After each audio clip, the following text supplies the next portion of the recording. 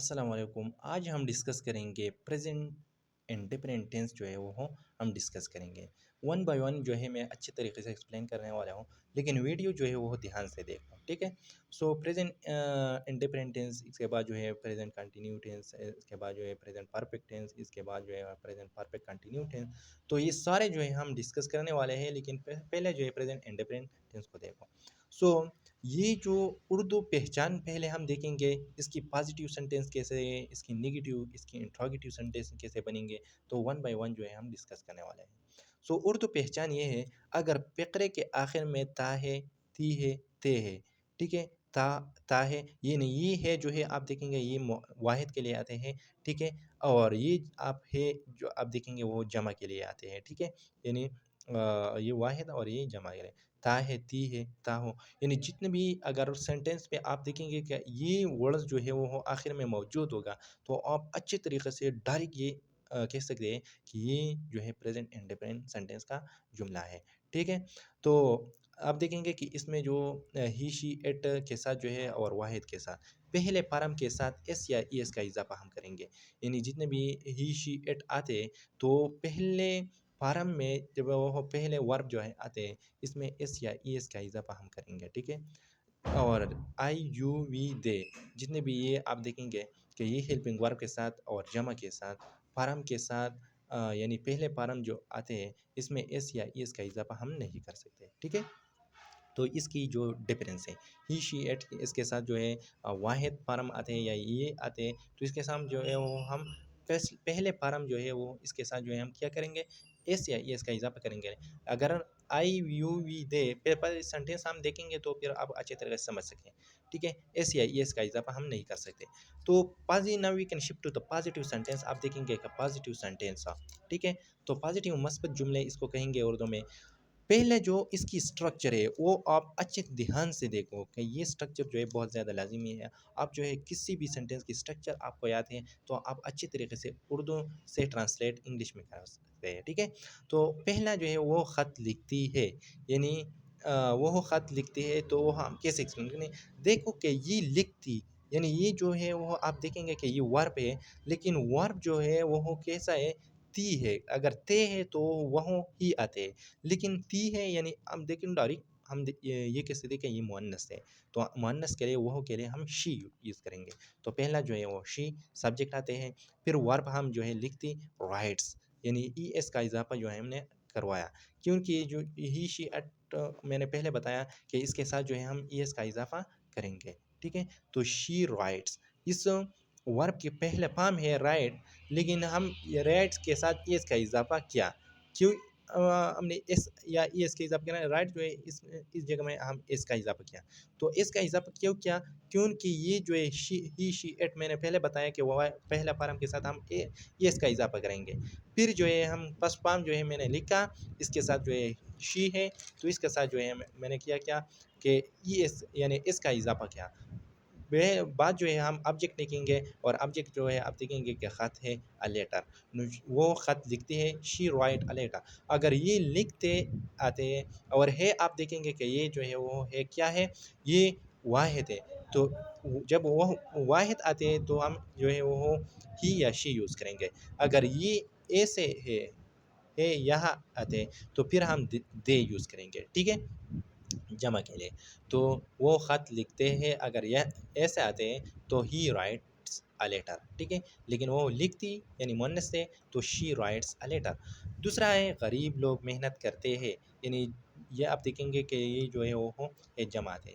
Poor people's work hard, ठीक है। यानी ये जो आप देखेंगे कि ये वर्क जो है मैंने एस नहीं लगाया, यानी ये वर्क आप देखेंगे कि ये वर्क जो है वो वर्क की तरफ जो है वो काम कर रहे हैं, लेकिन हमने क्या ईएस नहीं लगाया, क्योंकि गरीब ये जो है जमा आते हैं, गरीब लोग जो है वो जमा के यूज़ करते हैं। तो द पुअर पीपल, गरीब लोग मेहनत करते हैं, वर्क हार्ड, ठीक है। वर्क्स हार्ड बने ही कह सकते हैं।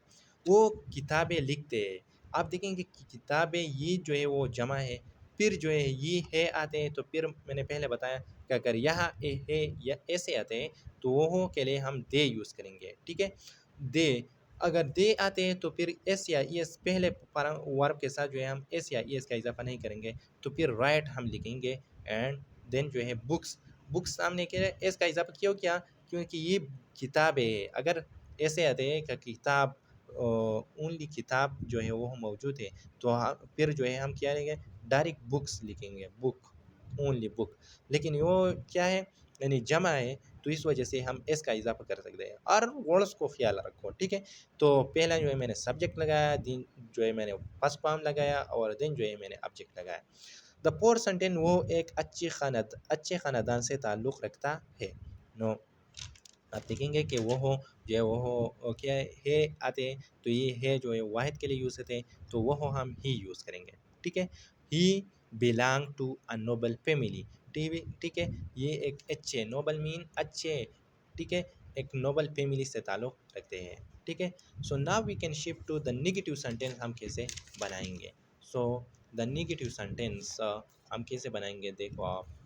सो नेगेटिव नफ़ी जुमले, ठीक है, उर्दू में इसको नफ़ी जुमले कह सकते हैं, ठीक है। सो नफ़ी जुमले के लिए जो है हम जो स्ट्रक्चर है, सब्जेक्ट, फिर जो है वो डू नॉट या डज नॉट आते हैं, फिर जो है वर्ब पास्ट फॉर्म, और फिर जो है ऑब्जेक्ट आते हैं। देखो ही शी इट, ये और वाहिद के साथ डज नॉट हम लगाएंगे, लेकिन आप देखेंगे कि डज, जब हमने डज लगाया तो पहले पारम के साथ एस या एस का इजाफा नहीं होगा। पहले जो पॉजिटिव सेंटेंस में जब ही शी एट है, और पहले पारम के साथ जो है हमने पहले जो है सब्जेक्ट पॉजिटिव सेंटेंस में एस एस का इजाफा किया, लेकिन यहाँ जो डस हमने लगाया, डस, तो फिर जो है हम पहले पारम के साथ जो है एस या एस का इजाफा नहीं करेंगे, ठीक है। क्यों नहीं करेंगे, क्योंकि ये डू है, लेकिन एस हमने इसके साथ जो है लगाया, डज बनेंगे, तो इस वजह से एस हमने डू के साथ लगाया, तो इस वजह से जो है पहले पारम जो आते हैं सेंटेंस, अच्छे तरीके से मैं एक्सप्लेन करने वाला हूँ, ध्यान से देखो। तो पहले पारम के साथ एस या एस का इजाफा नफी जुमले में नहीं होगा, ठीक है। अगर आई वी यू दे आते हैं और जमा यानी जमा वर्ड्स आते हैं, जमा जितने भी जमा प्लूरल नाउन है, तो हम डू नॉट लगाएंगे, ठीक है। इसके लिए जो है हम डू नॉट लगाएंगे, ठीक है। आई वी यू दे आते हैं तो do not, he she it आते हैं तो इसके साथ जो है हम डज नॉट लगाएंगे, ठीक है। जुमले आप जो है वो देखो तो फिर आपको अच्छे तरीके से समझ सकें। पहले जुमले वो नहीं दौड़ता, यानी इसका मतलब ये है कि वो जो है वो हम ही यूज़ करेंगे, ठीक है। और नहीं के लिए हम डज, ही जब आते हैं तो हम डज नॉट लगाएंगे, ठीक है। तो ही डज नॉट रन, दौड़ता मीन रन, ठीक है।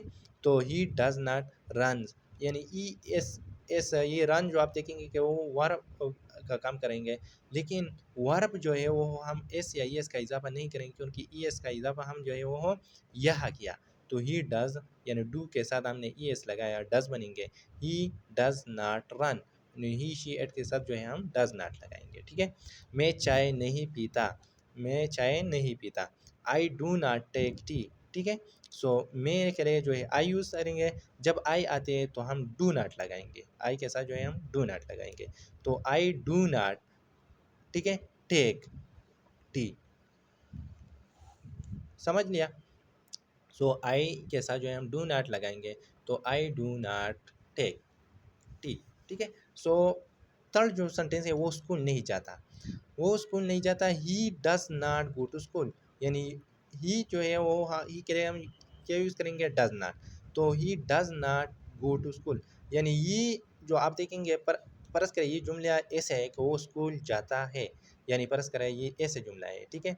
तो वो स्कूल नहीं जाता, तो इसका मतलब ये है कि वो हो डू, गो के साथ जो है हम ये इसका इजाफा नहीं करेंगे। अगर ये नहीं, फिर यह मौजूद नहीं था, तो हम इस तरह लिखेंगे ही गोज़ टू स्कूल, ठीक है, ही गोज़ टू स्कूल। लेकिन नफी जुमले आया तो डज हमने लगाया, तो ये गो बन जाता है, ठीक है। हम इस का इजाफा जो है पहले पारम के साथ नहीं कर सके। He does not go to school.